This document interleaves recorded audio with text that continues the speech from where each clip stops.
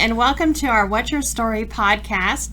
I'm Missy Day, and with me is my partner in crime, Michelle Hausbeck. Hello. And this is our first day of doing our podcast, and we're so excited. And I'm excited because, not often, but sometimes somebody comes into your life that you're just blessed to know them. And because we were just talking about this with our guests, so natural, personable, and real and authentic. And so I am thrilled to announce, what am I, like at a roller derby? I'm going to do the drum roll. Our guest, Gerard Ramalho, who was kind enough to agree to be the MC for What's Your Story. So welcome to our podcast. Thank you so much. It is an honor to be here, and I'm so excited, and I agree. I share a connection with you that goes back many years, and so I've followed your various entities and everything that you're doing, and I'm always inspired and admire what you're trying to accomplish here. I'm very excited about What's Your Story, and I'm excited to play what I think is a small role compared to the role that many others are going to be playing. It's a big role, and MC is a hard job, but you've done that before, and so I'm going to tell a fun fact before I tell them all, because I'm sure they know who you are. Here we go. Should I sit down for this? Okay. So we were on the phone, this was a long time ago. You were driving to San Diego, and you were asking me what I thought about the John Maxwell program and everything. Right. And I got off the phone, and I looked at Fred, and I said, I was just on the phone with Gerard Ramalho. Oh, my gosh. Now I say the opposite about, I was just speaking to Missy Day, so... That was so cool. So if he looks familiar to you, he was the anchor on Channel 3 News for, how long were you on there? I was there for just over 21 years and 30 years as a news anchor and reporter in various markets. But 21 years, now I've been here 22 years in Las Vegas. So it's home. I enjoyed it. I've been blessed and very excited. That's awesome. Well, we're thrilled you're going to be a part of What's Your Story. But before we get into that, tell us a little bit about what you're doing. Well, recently got out of broadcasting. This was about going on 2 years now. And I started to work for a local nonprofit as an interim development director. And then I got approached by some people who said, we think you should run for office. You have a visible profile here in the community, and that type of public service has always interested me. So I chose to jump into what turned out to be a really big race for Secretary of State here in Nevada. Mm-hmm. I did not win, but it was a great experience overall. And I'm not ruling out a future run if the right opportunity presents itself. I think, our communities are starved for good leadership, and they want people that they believe reflect their values and can articulate their values and so I think there may be an opportunity in the future. I'm definitely not ruling it out. And currently I'm doing some consulting with a couple different companies. I have a video production company, and ironically, what I do is help business owners tell their stories about their company. So What's Your Story really fits in with what I have been doing for many years. And the difference is, as a news reporter and an anchor, I've told other people's stories, right? Right. But what I tell my clients is that there is no one better to tell your story than yourself. Right. Mm-hmm. And so we try to make them comfortable in telling their stories. And guess what? It's the most connecting factor. It's the most connecting way to reach clients or to reach an audience, because it's the most genuine. You don't need a spokesperson, right? You don't need a reporter or someone that you hire as an actor to tell your story. Just give me your story yourself. Who's the most passionate about your project or your company? Mm-hmm. Right. Yourself. Right. So I'm excited about this, and if I can go on for a minute, one of the things that excites me about What's Your Story, you're right, we all have stories. We also all have challenges that we're dealing with and circumstances. Right. Could be a medical thing, it could be a relational thing, it could be a financial challenge. You, too, have chosen an incredible group of speakers who are not only going to inspire us, but for me, the best part of it is that it's also educational. We're learning how they are coping, how they are growing, how they've overcome and accomplished, what they've accomplished. And that's invaluable information. Of course, we're all going to be inspired. How is this person able to get to this point? But we're going to learn the how and the why as well. And I'm excited. I'm as excited as anybody else. I'm so excited that you're so excited. Me too. Well, and it's going to be fun. I think, I know one of your speakers personally. I know about the others, and I've learned a little bit about their history. But once you get to know someone and you realize they're just a regular person who has overcome incredible odds, it's actually very fun to connect with them. Right. And you realize that you do have commonalities, and maybe your problem suddenly doesn't seem as grand, but it's still your problem. And that connection, it does inspire for sure. Yeah. I think so. I think of, like Gary Miracle, who I can't imagine, you start out in a morning, you don't feel well, you're sick, you come out of the hospital 67 days later with no arms, no legs. It's like, how do you even adjust to that? Right. And I just met him for the first time on our Zoom call. Yeah. He's like he was more positive than the rest of us. So, it's like, how do you get to this point? We want to know how you did it. Right. So, and it incites hope too, right? It does. Obviously, Yes. for whatever it is that you're individually going through. Absolutely.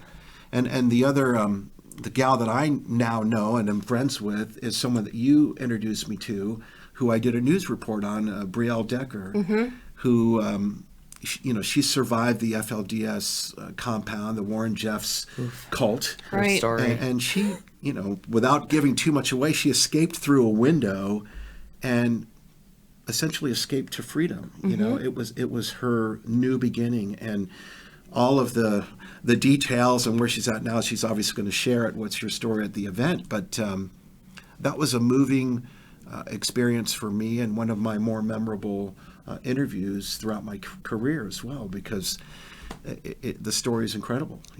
That's one thing I loved. One of the favorite things that you did was when you would go and do the stories at different places. You know what I mean? Because you're a really good storyteller. Oh, thank you. And we went to, I always say it wrong, Zizek? No, that's actually right? correct. A lot of people, Zizeks? yeah, a lot of people think it's Zizix, That's what I but say. it's actually pronounced Zizix. And I had a segment on Channel 3 for a while called Secrets of the Desert. It was a couple years, and we would just go to these kind of haunts and hideaways and legendary places and see if they were real and see what was interesting. And sometimes it would be, ruins or an old abandoned mine or sections of Route 66 or Zizek's Road. And there's a story there, obviously. And we got a lot of great feedback on that segment. People started saying, well, you need to go here, or, oh, I've been there and you need to check this out. And it was a great interactive segment. It was great. Yeah, We it was went fun. the next day because we saw Oh my your gosh, segment. yeah. We got in the car, went the next day, and I was like, this is the most weirdest thing I've ever seen. It's a piece of history, Well, I want to know what the story is behind that now. Oh, you're going to have to go. I know. And we I drive we could by share it. share that later. I think there's an app now that didn't exist back then, but you can turn the app on, and as you're driving, it will tell you if you're near a spot of significance or some kind of historical significance, and you can pull over and check it out. Oh, that's and it's, cool. Yeah, and That's it's got some really kind of history to it. So now there's an app for everything. But back when I was doing it, we didn't have apps. We just kind of searched and looked for articles and called people, and they said, "Oh, you should check this out." So that You that used was, a map, like a paper map? Gosh, I am that old. I used paper maps with grids, and I know how to do the same. grids and everything. And the young kids today, they don't know anything about Those it. I young do kids. not. Yeah. I'm a pre-Google person, so I am too. wow. Encyclopedia Britannica. That was a big deal back in the day. For Man, sure. I had a set for sure. Yeah. It was the green and white one, and very helpful. But couldn't tell you where they are now. So, I'm curious to know from you guys, how far along are you in this, and what brought us to this point of having these conferences? Because I've known about the lunches for a long time where you'd bring in a guest speaker. I've been to some of those, and they're fantastic.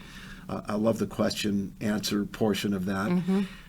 But you decided somewhere along the line, we're going to turn this into a big conference and bring in various speakers. What got you to that point?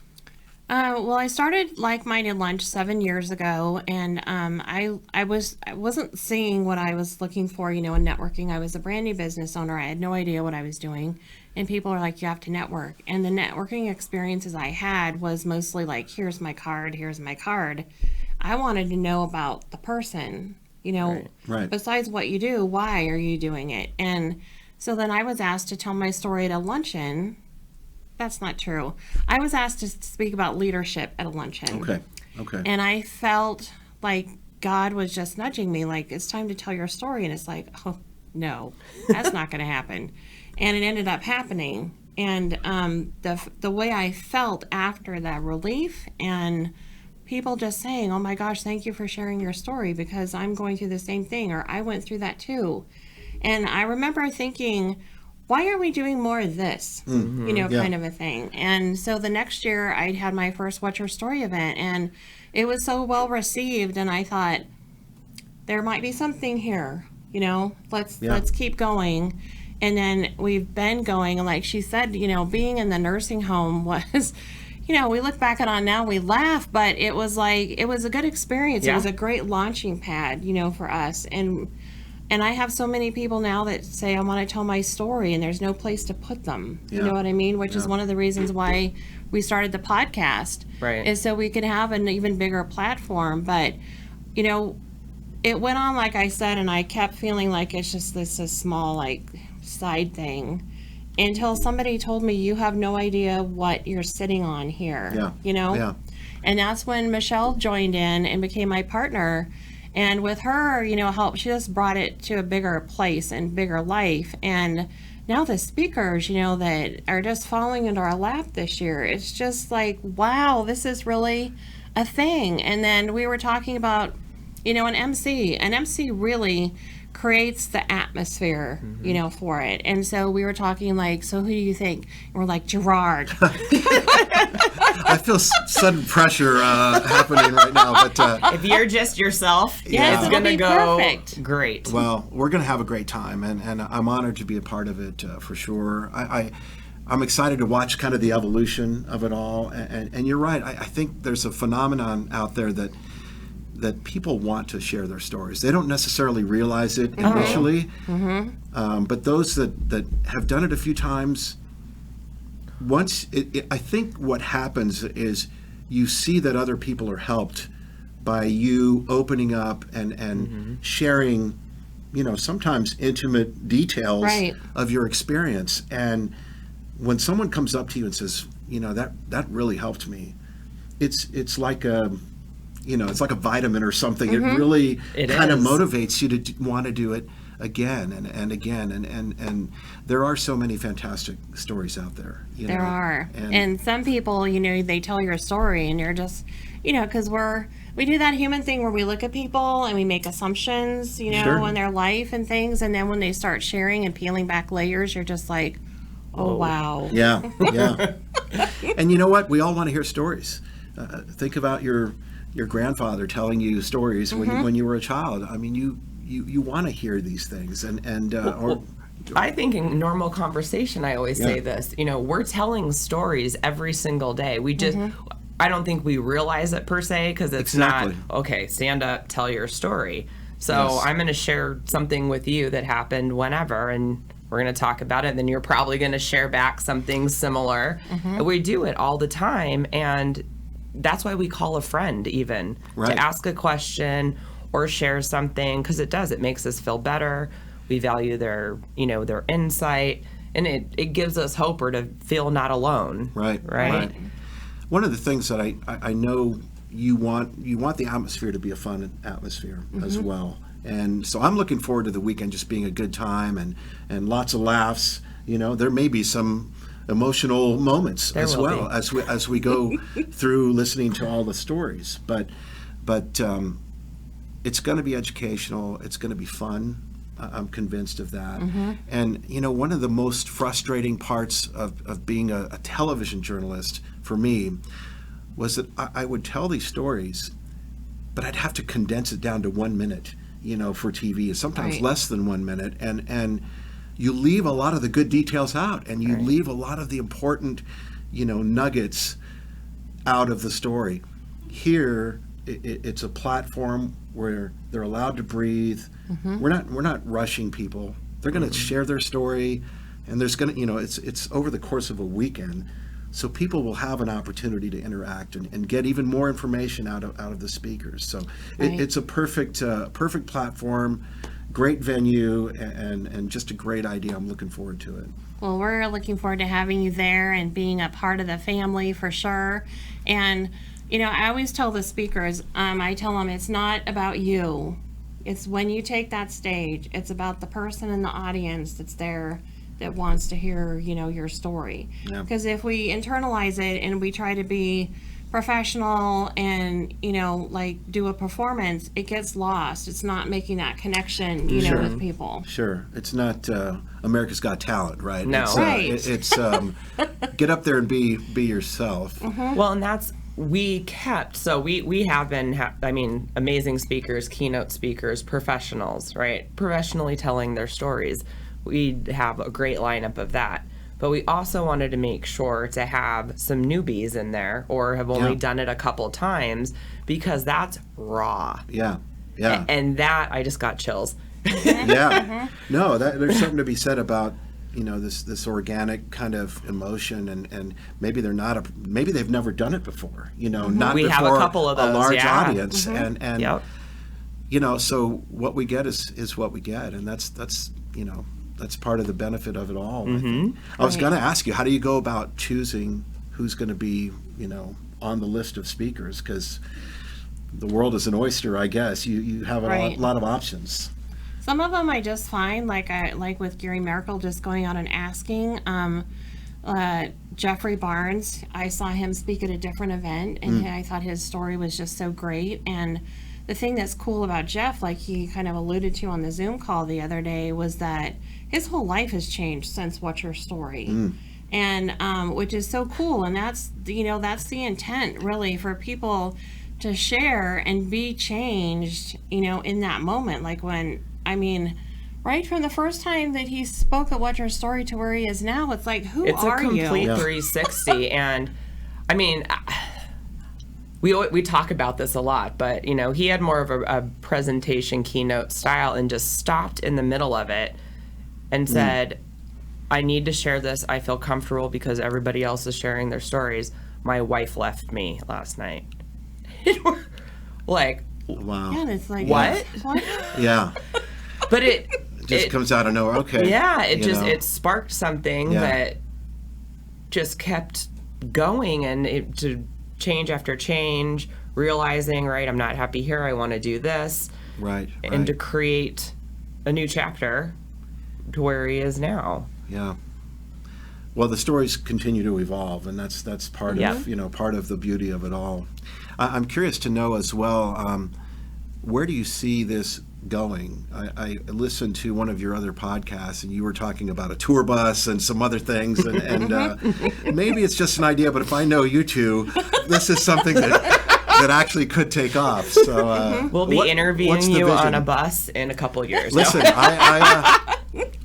put me down. I'll buy the tour ticket for sure. So I think going other places, like I had two ladies reach out to me, and they said, we live in California. When are you going to bring What's Your Story to California? And it was like, wow, that's interesting. Yeah, the only time we've taken it out of state was we took it to Hilldale. Leona, Bateman said, hey, would you bring What's Your Story here? And I said, sure.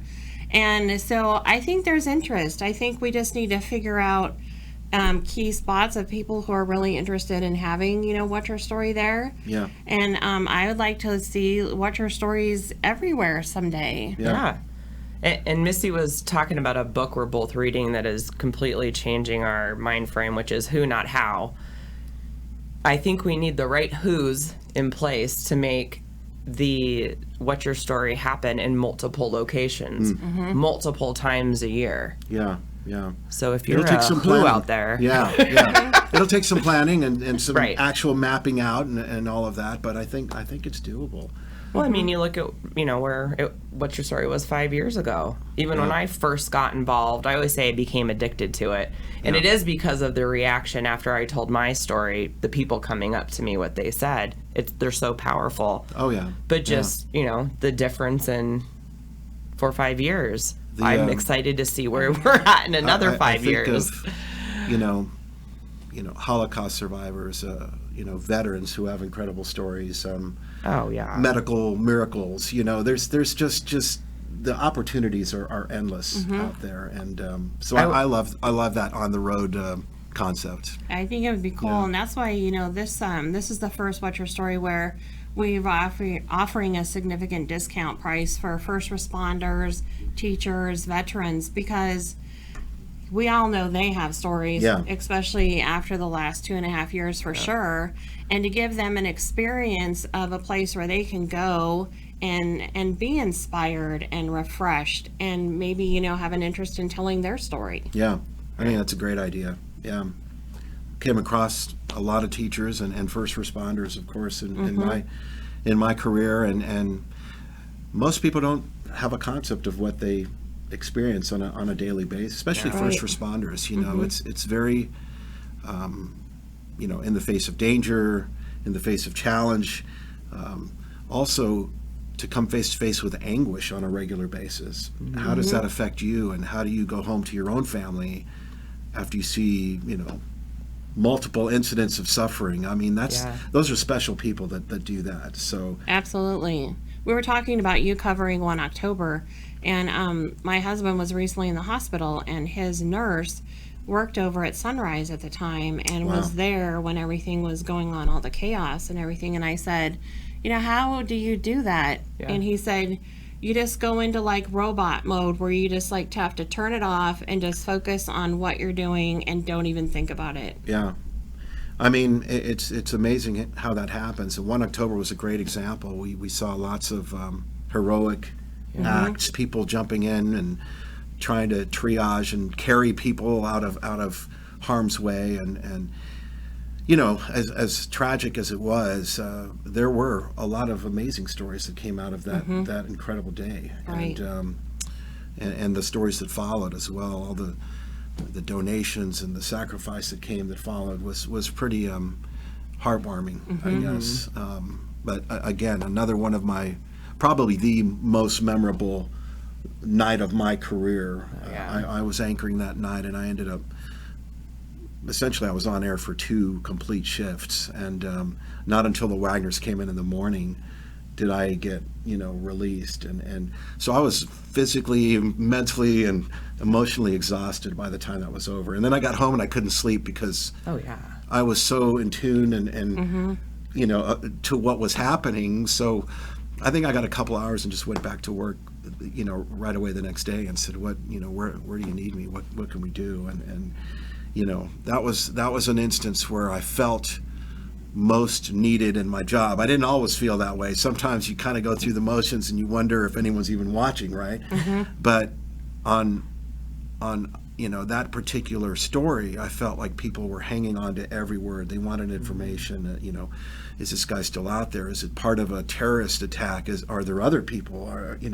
Right. What happens next? How can we help? All these questions and information is just inundating the newsroom and inundating all of us. And so it was an incredible period for sure.